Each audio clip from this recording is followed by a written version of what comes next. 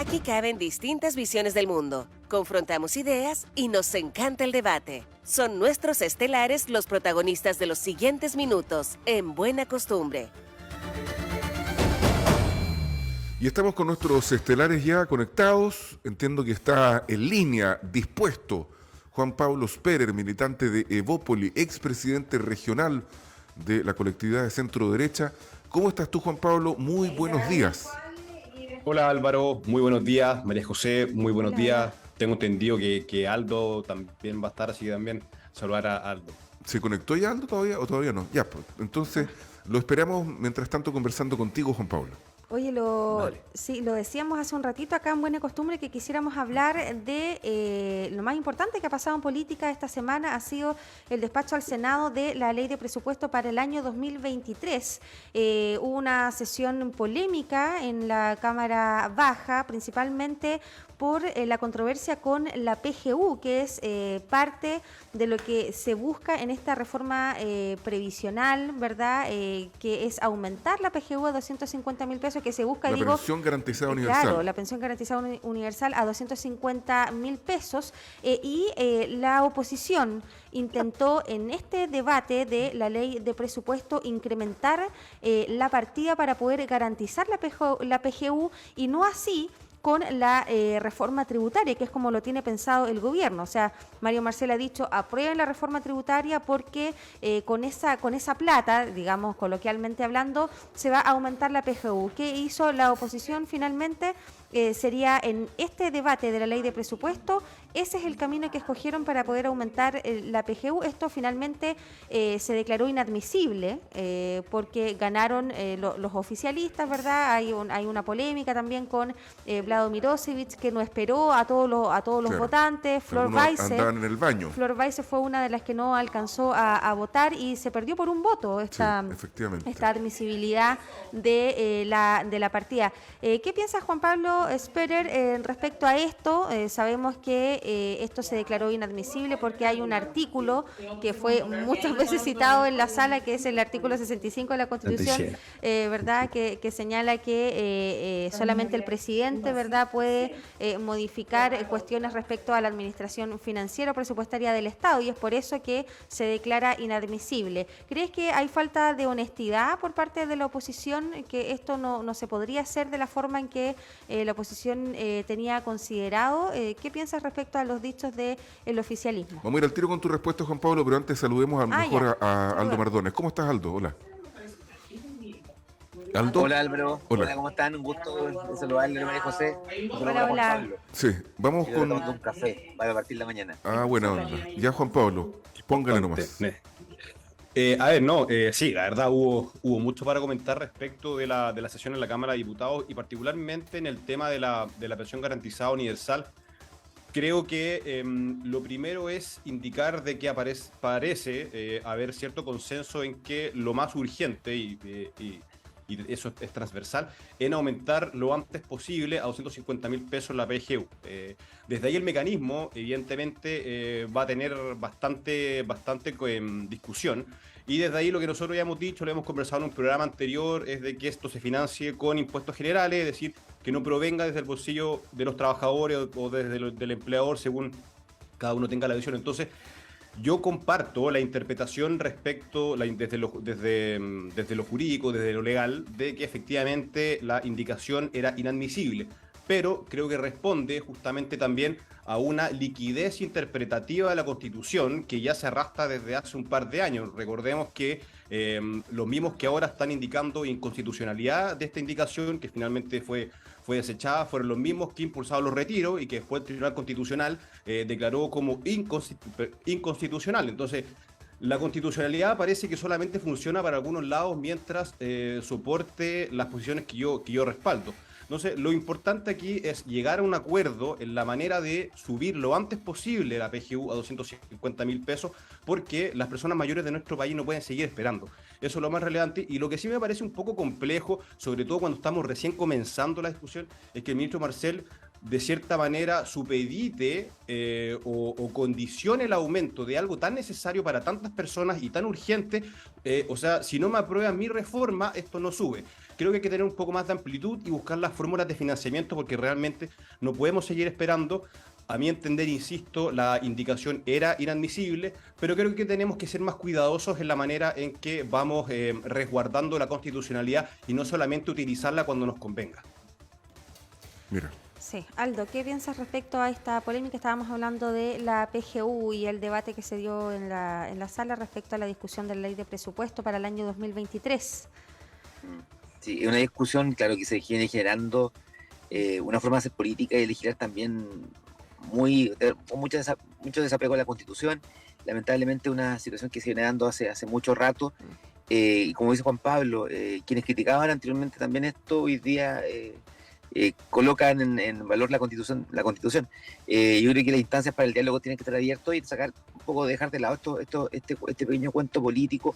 Quizás nos vamos a referir un poco un rato más a la situación del INDH, por ejemplo, pero también se ve que en el Parlamento se están viendo muchos gallitos, en el sentido gallos políticos, y quienes se ven afectados en definitiva por no ponerse de acuerdo en el Parlamento son las personas más necesitadas con lo que es esta misma pensión garantizada universal. Por lo tanto, hay que buscar el mecanismo de diálogo, de encuentro, para empezar a debatir el contenido en base a las necesidades del país y no de intereses políticos, que creo que le está haciendo un mal favor no solamente a la comunidad, sino también al Parlamento, porque va perdiendo credibilidad.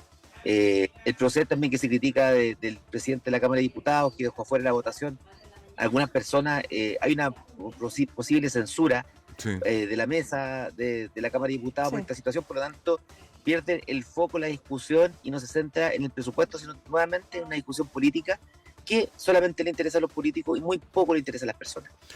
Oye, a propósito de lo que planteaba recién Aldo Mardones, vicepresidente nacional de la Democracia Cristiana, de algunas partidas que fueron rechazadas y que generaron polémica tanto en la forma como en el fondo, pero yo creo que hay que ser súper claros en decir que quedó sin recursos el Instituto Nacional de Derechos Humanos, el INDH, también la Junta Nacional de Auxilio Escolar y Becas, la CONAF, y también los fondos destinados a financiar la partida del patrimonio.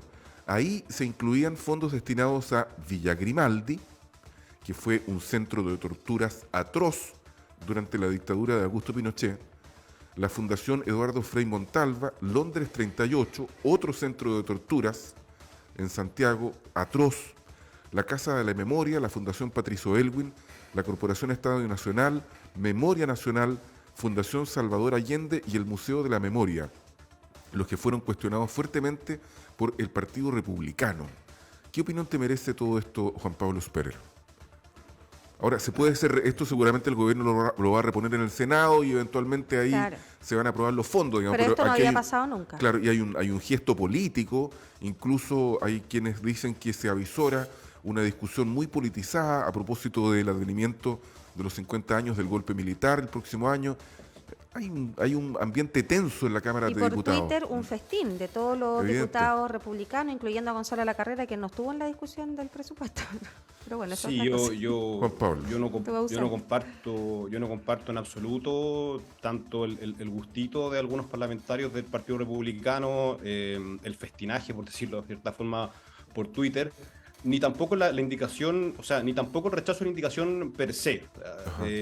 Como bien dijo Álvaro, los horrores de la dictadura, cuánto sufrió miles y miles de familias y siguen sufriendo, no es algo con lo que hoy en día creo que podemos seguir enfrentando. No es algo que merece reconocimiento, merece reivindicación y merece soluciones. Entonces, por lo mismo creo que andar jugando gallitos políticos con ese tipo de atrocidades no me parece. Lo que sí creo es que tampoco puede haber una reticencia a la interpelación respecto de para qué son los recursos. Y no lo digo particularmente a propósito del Instituto Nacional de Derechos Humanos, el Museo de la Memoria, sino en general creo que el proceso de discusión de la ley de presupuesto tiene que ser la instancia en que justamente el Congreso y particularmente la Cámara de Diputados tiene para preguntar al Ejecutivo, bueno, ¿usted para qué va a usar estos recursos? ¿Para qué quiere la plata? Claro. Exacto. Y eso que no implique necesariamente un rechazo per se, porque a mí siempre me ha llamado la atención, porque lo pude ver, sobre todo siendo Seremi, la cantidad de fundaciones y corporaciones que trabajan escudriñando recursos entre fondos concursables y viendo a duras penas, pero de repente hay otras, e insisto, no estoy refiriéndome particularmente a los que quedaron fuera, pero reciben subvenciones directamente del Estado. Entonces, ¿por qué tienen que haber algunas que son más importantes que otras cuando, no sé, se me ocurre acá en Conce, el Banco de Alimentos Solidarios, que es una tremenda iniciativa y que funciona a duras penas? Entonces, creo que interpelar al Ejecutivo respecto de por qué está así y otros no es necesario, importante, sacando lo relevante que es para todo nuestro país reivindicar y fomentar la promoción de los derechos humanos. Ahora sí me parece muy interesante, solamente para finalizar muy brevemente, y destaco una nueva, no quiero decir voltereta, pero sí puesta en valor respecto a lo que es el Senado, sobre todo de algunos ex constituyentes que hace 2 semanas están proponiendo la eliminación absoluta al Senado y hoy en día ponen toda su esperanza en que sea el Senado el que reponga estos recursos, cuando hace poquito el Senado era la causa de todos los males. Creo que es bueno ese ejercicio democrático y es bueno que se vayan dando cuenta de que las instituciones que hoy en día nos permiten tener una discusión más profunda en los temas legislativos son instituciones que debemos valorar y que debemos seguir fortaleciendo. Claro, lo que dice Juan Pablo Pérez, yo fíjate que también lo comparto en el fondo, fundamentalmente aquello que está vinculado con la supervivencia de corporaciones y fundaciones que están siempre año a año con el alma en un hilo, esperando que la institución estatal respectiva apruebe o no el fondo concursable al que postuló para obtener un subsidio. En cambio, estas otras agrupaciones, que también son fundaciones, reciben efectivamente por parte del Estado asignaciones directas, que en general en la administración pública deberían constituir la excepción, a mi juicio. Entonces, claro que se plantea un problema de inequidad probablemente, pero aquí evidentemente hay un trasfondo político que está vinculado con el respeto de la memoria y de la no repetición y del nunca más. No sé qué es lo que piensas tú, Aldo Mardones. No, comparto plenamente lo que tú planteas, Álvaro, en el sentido de que la temática de derechos humanos es una temática que es sumamente fresca en nuestro país todavía y donde tenemos que colocar en valor la promoción, la difusión de los derechos humanos para las nuevas generaciones, producto de lo que vivimos y hace casi 50 años. Hay consecuencias importantes, el impacto que generó un violento golpe militar, posteriormente esta dictadura cívico-militar. Y creo que a pesar de eso, podemos ver que incluso en el Parlamento hay personas que no respetan ni menos promueven los derechos humanos y que lo ven como casi como una forma de efectuar una transacción. Quienes obtuvieron o rechazaron cometen el mismo error. Aquí están afectando un patrimonio de una institución que es sumamente importante para el país, que más allá de que compartamos algunas definiciones, además existe mucha ignorancia en los temas cuando hablan de los derechos humanos de los carabineros. Cuando hablamos de derechos humanos desde el punto de vista institucional, hablamos de la vulneración que pueden sufrir personas civiles de parte de agentes del Estado. Exacto. Por lo tanto, hay una línea de base que hay que empezar a fomentar y también a educar. Ahí uno se da cuenta que no está todo hecho ahí y lo importante es que son 15.000 millones de pesos. Lo establece la obligación, por otra parte, de rendir cuenta de un presupuesto que no le asignaron. A mí me huele un poco más a una pequeña vendetta política de algunos sectores que rechazaron y también alguna pasada de cuenta de otros sectores que se abstuvieron. Sí. Y ahí lamento la posición de algunos parlamentarios que incluso son de mi partido. Joana Pérez, Erika Edo, Jorge Zafirio, que ellos obtuvieron, entiendo, la votación también, por lo cual también genera un daño tremendo a la memoria de los derechos humanos en este país. Porque eso no se puede quedar solamente en el discurso. Claro, y agentes del Estado que están al servicio de gobiernos tanto de derecha como de izquierda. Entonces, finalmente es una temática transversal. Yo quisiera preguntar, Aldo, sobre la presidencia de la Cámara, porque muchos han hecho amenazas de censura y también han advertido o han señalado que Vlado Mirosevic, del Partido Liberal, no está haciendo un trabajo ecuánime. Ese es el adjetivo que se ha utilizado para la presidencia de la Cámara. ¿Esto habría sido distinto con algún otro personero político, algún otro diputado, por ejemplo, Calisto, que perdió en votación para la presidencia? Bueno, el diputado Calisto postuló en una alianza con la derecha. Por lo tanto, no fue un candidato a la democracia cristiana, la candidatura no nace de la bancada. Perfecto. Que él está Es más, renunciado, nuestro- además. Renunció, Calixto, Está ¿verdad? renunciado. Sí. Y creo que la segunda vez que renuncia, o la tercera vez que renuncia a la democracia cristiana. Entiendo que trabajó para una intendenta de su zona como asesor comunicacional en el primer gobierno de Sebastián Piñera. Ujú, Me da la impresión que no tiene mucho ADN el DC. ujú. No ha participado muy activamente en nuestro partido, ha estado mucho más cercano siempre a la postura de la derecha, un poco más, incluso más dura. Y él, como me mencionaron algunos parlamentarios de la bancada de diputados, ellos se encontraron con la sorpresa de que Calixto estaba teniendo votación al momento en que esta se efectúa. Mira, Calixto jamás le 3 pidió minutos antes. el voto ahí. Sí, fue un par de minutos antes. Entonces, y eso que habían conversado antes de 3 minutos, por lo menos unos 40 minutos. O sea, estuvo el espacio para decir, ¿sabes que también está la posibilidad de que yo sea candidato? No lo hizo. Lo de Vlado Milosevic me da la impresión de que es muy poco el tiempo ahora poder evaluar su Ya. desempeño, y me da la impresión que tienen que generarse las condiciones para que él pueda mostrar su liderazgo. Me parece que un buen nombre. Hay que precisar también que no se respetó un acuerdo administrativo que había en la Cámara de Diputados, lo que también genera la aparición del nombre de Vlado Milosevic. Muy pronto para la evaluación, y lo importante es que el rango, la relevancia que tiene el cargo en el país, en lo político, por lo tanto, quienes lo desempeñan deben estar a la altura para pensar en Chile y no en sacar provechos políticos pequeños. Creo que, por ejemplo, el ex presidente Soto tuvo un buen rol, se destacó por su mesura, su punto de encuentro, y también por el diálogo permanente, fundamentalmente en el proceso constituyente nuevo que se quiere instalar. Sí, haciendo esta política ficción, Juan Pablo, ¿qué te parece a ti esta pregunta? Es decir, ¿habrían estado tan crispados los ánimos en esta discusión presupuestaria? ¿Se hubiese habido quizás una presidencia más de centro derecha que quizás pudiera controlar los ánimos del Partido Republicano, que hay que decirlo, provoca bastante hostilidad al interior de la Cámara?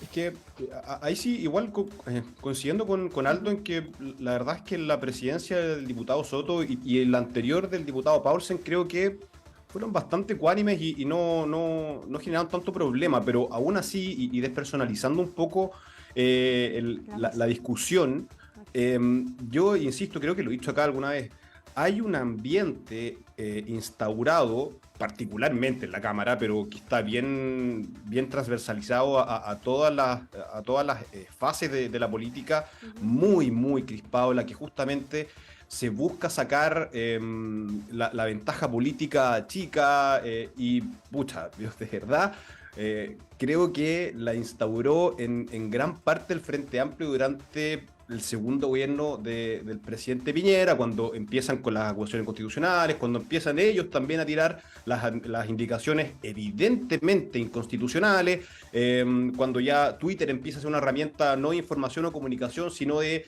también estos gallitos pequeños chicos, porque por una parte aparecen algunos parlamentarios diciendo que el oficialismo se niega que suban la PGU, y después los oficialistas dicen no, que la oposición se niega al presupuesto en seguridad. Entonces empezamos con esos gallitos pequeños de los cuales es muy difícil salir, y yo mirándolo de afuera creo que establecer una censura a 2 semanas de haber asumido no parece muy razonable, pero también creo que los ánimos están tan crispados que ¿quién es la persona que le pone freno?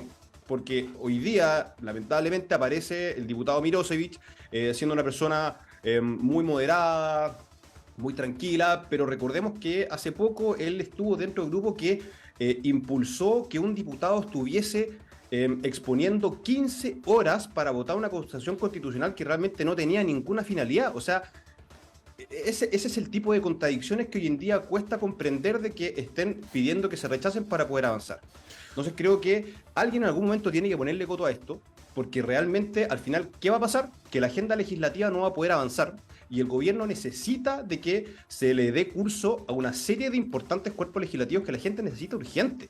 Entonces, alguien, no sé quién, yo no estoy en el Congreso, por cierto, pero sí es necesario que alguien tenga esta capacidad de mirar un poco más adelante y paremos con la cuestión de estar peleando por cuestiones chicas. El análisis del abogado de Evópolis, Juan Pablo Sperer, y del abogado de la Democracia Cristiana, Aldo Mardones, vicepresidente nacional. Le agradecemos a ambos la disposición a conectarse el día viernes, el día de vuestros estelares aquí en Buena Costumbre. Les mandamos un abrazo y un deseo de muy buen fin de semana. Igualmente. Muchas gracias. Gracias. Saludos, ambos, María que estén José, muy bien. igualmente para ti, Juan Pablo. Nos estamos Chao, encontrando muy bien. en otra- Buen fin de semana. Chao.